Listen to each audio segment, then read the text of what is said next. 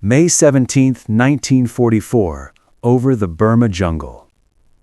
The Burma sky burned with a relentless sun, its heat shimmering over the dense, emerald canopy below.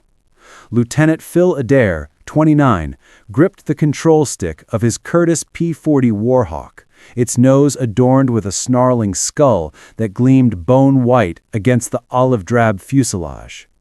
Leading the Burma Banshees, a four-plane flight of the 80th Fighter Group, Adair's mission was to pound Japanese ground positions supporting their push against American-trained Chinese forces. Sweat soaked his flight suit, stinging his eyes as he scanned the horizon. Below, flashes of gunfire and explosions punctuated the jungle, a desperate clash unfolding in the mud and heat. Adair's three wingmen, Lieutenant Sean Little Okie O'Connor, Lieutenant Tom Rogers, and Lieutenant Juan Martinez, trailed in formation, their P-40s painted with the same fierce skulls that struck terror into Japanese troops. The Banshees, part of the 14th Air Force under General Claire Chennault, were legends in the China-Burma-India theater, their Warhawks delivering precision strikes against impossible odds. Today's target, a Japanese supply depot near Mitkiana, critical to their offensive. As Adair aligned his flight for the bombing run, he had no inkling that the skies would soon erupt into a deadly dance with Japan's finest fighters. Scene 1. Into the jungle's heart. The P-40's Allison V-1710 engine roared, its 1,150 horsepower vibrating through Adair's bones as he descended to 5,000 feet. The cockpit smelled of oil, leather, and sweat, the glass canopy amplifying the sun's glare. Below, the Burma jungle sprawled endlessly, tangled vines, mist-shrouded hills, and rivers glinting like silver threads. Adair's radio crackled with static, his voice steady as he briefed his flight. "Bamboo Flight, this is Bamboo Leader. Target at 12 o'clock, 5 miles. Line up, bombs hot, keep it tight." O'Connor, 23, a wiry Oklahoman with a boyish grin, was the least experienced, his hands nervous on the controls. Rogers, a cool-headed Texan, and Martinez, a sharp-eyed Californian, held formation with practiced ease. Each P-40 carried two 500-pound bombs and a 52.5-gallon belly tank, the weight dragging their speed to 300 miles per hour. Adair, a veteran of 50 missions, knew the risks. Japanese anti-aircraft guns, 37mm and 20mm, lurked below, and Zeros patrolled above. As they approached, Japanese soldiers shielded their eyes, squinting skyward. The skull-painted Banshees screamed in, their shadows flickering over the jungle. Adair toggled the bomb release, and his payload plummeted, erupting in a fiery cascade that shook the earth. Ammunition crates exploded, sending shrapnel skyward. O'Connor, next in line, prepared his run, his voice tense over the radio. "Bamboo 2, bombs ready." As Adair pulled up, his P-40 climbing at a 45-degree angle, he glanced upward and froze. Silhouetted against the sun were 3 flights of Mitsubishi A6M Zeros, over 15 of them, their sleek fuselages glinting. Japan's premier fighters, with 1,130 horsepower Sakai engines and unmatched agility, were peeling off in coordinated dives. Adair's heart pounded. They weren't targeting him. They were after O'Connor and the others. "Bandits! 11 o'clock high!" Adair shouted into the radio. "Little Okie, drop your bombs and tank hard right into the clouds." O'Connor, fumbling under pressure, released his bombs but struggled with the stuck belly tank. 4 Zeros locked onto him, their 20mm cannons flashing. He yanked his P-40 into a hard turn, disappearing into a towering cumulus cloud, the Zeros in pursuit. Rogers and Martinez, caught mid-run, jettisoned their loads, banking to evade. The remaining Zeros fanned out, their pilots, some veterans of Pearl Harbor, executing disciplined attacks. Adair, his instincts honed by years over Burma, accelerated into the cloud bank after O'Connor, the world dissolving into gray mist. His cockpit rattled, the altimeter spinning as he navigated blindly, praying to avoid a collision. Emerging into clear skies, he scanned frantically. No sign of O'Connor. Instead, a flight of 4 Zeros appeared across a clearing, their green and silver fuselages gleaming. They spotted him, banking hard in his direction. Adair's training kicked in. He turned head-on, a bold move to unnerve them. "Come on, you bastards," he muttered, aligning the lead Zero in his gun sight. 6 50-caliber machine guns, firing 800 rounds per minute, spat tracers, but the Zeros broke left before he could connect, their agility outmatching his aim. Adair dove back into the clouds, the P-40 shuddering as he pushed its limits. Emerging again, he faced another flight of 4 Zeros. He charged head-on, a tactic Chenault had drilled, forced the enemy to flinch. The first 3 broke left, but the 4th pilot held course, his canopy filling Adair's sights. "Got you," Adair whispered, squeezing the trigger. The 50 cals roared, and the Zero disintegrated, its wings shearing off in a shower of sparks and aluminum. Debris rained into the jungle below. Another Zero locked onto him, its guns flashing. Adair banked hard, the G-forces pressing him into his seat.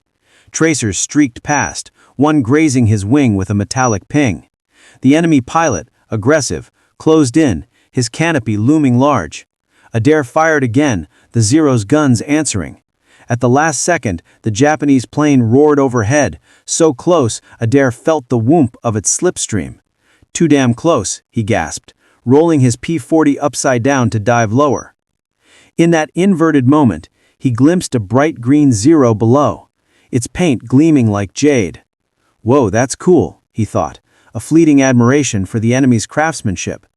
But survival trumped sentiment. Spotting another Zero, a Nakajima K-43, Hayabusa, below, Adair used his altitude advantage, swinging behind it. His deflection shot was perfect. The Hayabusa's wing crumpled, its fuselage rolling into a death spiral toward the rocks below. "That's 2, Adair counted, his voice steady, but his hands trembling. Outnumbered and outgunned. Alone in the open, Adair's P-40 was battered. Bullet holes pocked the fuselage, fuel gauge dipping dangerously. 5 Zeros appeared to the north, their formation tight, hunting him. Outnumbered, with no altitude advantage, he had one option: run. The stick vibrated as he pushed the Warhawk south, its engine screaming at 350 miles per hour. Tracers arced past, deadly streaks of light. The Zeros, faster and lighter, closed in, their 20mm cannons spitting fire. Adair threw his plane into a desperate maneuver, twisting through a barrel roll that strained the airframe. The world blurred, sky, jungle, clouds, his stomach lurching as he fought to shake his pursuers. Japanese fighters slashed through his vision, their guns relentless. Then, salvation. A thick cloud bank, pierced by a jagged rock formation. It was a gamble: fly blind and risk a crash, or stay exposed and die. He dove, the P-40 plunging into the mist. The air grew cold, the cockpit dimming as he weaved through the clouds, ears straining for the telltale drone of Zeros. By skill or luck, he missed the rock, emerging into clear skies. The Zeros were gone. "Bamboo 2, come in," he radioed, voice hoarse. "O'Connor, do you copy?" Silence. A cold dread gripped him. He feared he'd lost his flight, the weight of command crushing. The survivors. Circling north toward Nagahuli Air Base, Adair scanned the horizon. Through the haze, a red-nosed P-40 limped into view, O'Connor. Relief flooded Adair as he pulled alongside, surveying the damage. O'Connor's plane was a wreck. The belly tank hung stubbornly, the fuselage riddled with holes, a 20mm shell's jagged tear through the canopy. Blood soaked O'Connor's flight suit, his face pale through the shattered glass. He gestured weakly, pointing to dead instruments, but no smoke trailed from his engine. "Bamboo leader, this is Bamboo 3, crackled the radio. Tom Rogers, circling above Sadia, sounded shaken. "Plane's beat up, not sure I can land alone." Adair glanced at O'Connor's crippled P-40, then his own fuel gauge. Low, but enough. "Hang tight, Tom," he replied, banking toward Sadia with O'Connor in tow. They found Rogers' P-40, its wings scarred with bullet holes, landing gear sagging, tires flat. Adair signaled the plan. O'Connor would land first, his airspeed indicator intact, followed by Rogers, whose flat tires would halt him quickly. Adair would cover, landing last. Guiding them into Nagahuli's dirt strip, Adair pulled up at the last moment, circling as O'Connor and Rogers touched down, their plane skidding, but safe. Relief washed over him, then doubled when he saw Martinez's unscathed P-40 already on the ground.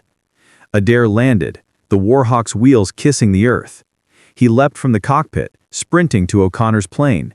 Little Oki was slumped, blood pooling from shrapnel wounds.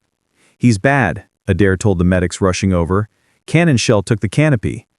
O'Connor survived, but never flew again, his wounds claiming him years later. Rogers' plane bore 23 bullet holes, a testament to the fight's ferocity. Martinez, miraculously unharmed, grinned shakily. 4 went out, 4 came back. The Banshees' legacy. The May 17th mission was one of many for the Burma Banshees, whose skull-painted P-40s became a symbol of defiance in the CBI theater.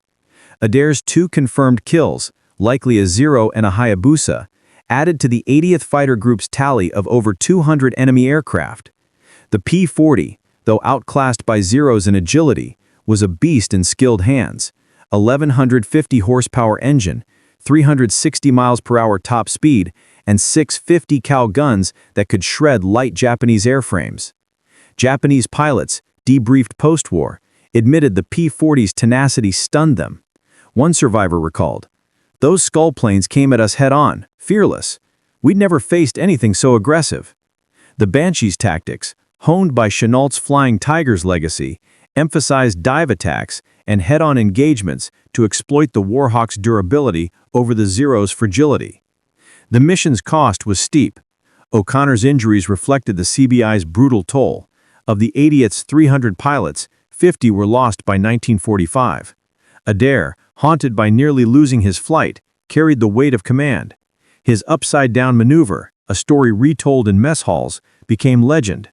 Adair flipped his damn plane to make it home. Yet he confided to Rogers later, "I thought I'd lost you all. Worst feeling in the world." The Warhawks' edge.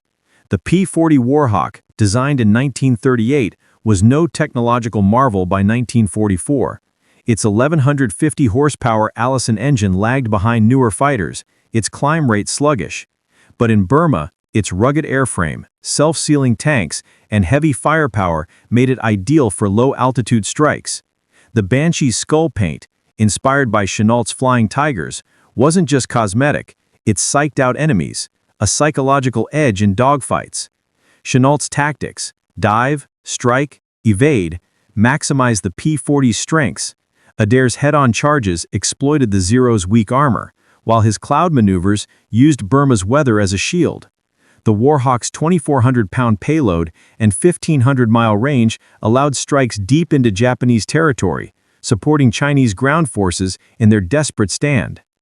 Japanese Zeros, with 1,130 horsepower engines and no armor, were deadly in turns, but vulnerable to .50 cal bursts. Post-war, Japanese engineers studying captured P-40s marveled at their durability. They took hits that would destroy our planes, yet kept fighting. The Banshee's success lay in pilot skill and American industrial grit, turning an aging fighter into a legend. The CBI theater's brutality. The China-Burma-India theater was war at its grimmest. Pilots faced monsoons, malaria, and primitive airfields like Nagahuli's mud strip. Japanese forces, entrenched in jungle strongholds, fought with fanatical resolve. The Banshees' missions, strafing, bombing, and escorting, supported Chinese troops and disrupted Japan's supply lines, critical to holding the Burma Road. Adair's flight was one of hundreds in 1944, each chipping away at Japan's grip. Maichinana's fall in August 1944, aided by Banshee strikes, reopened the Lido Road, securing Allied supply lines to China. But the cost was relentless. Mechanical failures, flak, and Zeros claimed planes daily. Pilots like O'Connor, wounded or killed, embodied the theater's toll. The human toll. Adair, Rogers, and Martinez sat in Nagahuli's mess hall that night, their faces drawn. O'Connor's bloodied cockpit haunted Adair, who replayed the mission. Could he have saved little Oki sooner? Rogers, nursing a cigarette, admitted, "I thought I was done when those tires blow." Martinez, usually jovial, was quiet, his eyes fixed on O'Connor's empty bunk. The Banshees' camaraderie sustained them. Adair, a mentor to O'Connor, had nicknamed him Little Okie for his small frame and big heart. Their bond, forged in dogfights, made losses cut deeper. Adair wrote home, "We're family up here, but family gets hurt. I pray I bring them all back next time." Japanese pilots too faced despair. The Zero pilot Adair downed, perhaps a veteran like Iwamoto, left no trace but wreckage. Japan's Air Force, bled dry by 1944, relied on inexperienced recruits, their courage no match for American tactics and numbers. The legacy. The Burma Banshees' skull-painted P-40s became CBI icons, their 200-plus kills a testament to grit over glamour. Adair, later promoted, flew until 1945, his leadership saving countless lives. The 80th Fighter Group's efforts helped secure Burma, paving the way for Japan's defeat. In 1994, a restored P-40, skull-gleaming, stood at the National Museum of the U.S. Air Force. Veterans like Rogers, now gray, shared stories. Adair was a magician, turned a beat-up Warhawk into a dragon. The P-40's legend endured, its ruggedness and pilots' daring outshining newer machines. The May 17th mission showed war's brutal arithmetic. Courage, skill, and luck could defy odds. Japanese survivors, awestruck, admitted the Banshee's ferocity was unmatched.